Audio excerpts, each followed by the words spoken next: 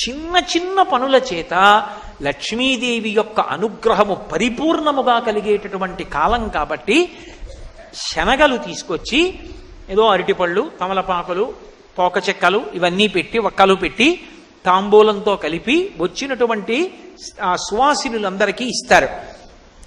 ఇల్లంతా మంచి శోభస్కరంగా ఆ రోజంతా కూడా లక్ష్మీప్రదంగా గడుస్తుంది.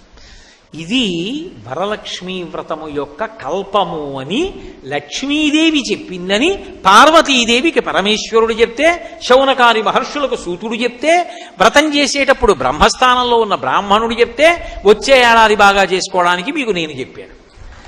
కాబట్టి వ్రతాన్ని చేసేటప్పుడు ఎప్పుడూ కూడా ముందుగా అధ్యవసాయ బుద్ధితో పరిశీలనం చేసి పరమ సంతోషంతో ప్రహృష్టమైనటువంటి హృదయంతో చేసుకోవాలి.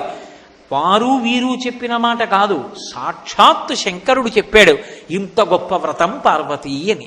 కాబట్టి అటువంటి వ్రతాన్ని జన్మహక్కు కాబట్టి సువాసినులకి పరమ సంతోషంగా, మన దగ్గర ఎంత లేదన్న దానితో సంబంధం లేదు, ఉన్నదానితో మనసు రమించడం ప్రధానం. ఇందాక మీకు నేను చెప్పే కదా ఉపచారాలు, అటువంటి ఉపచారములతో పరమ సంతోషంగా ఆ వ్రతాన్ని చేసుకుంటారు.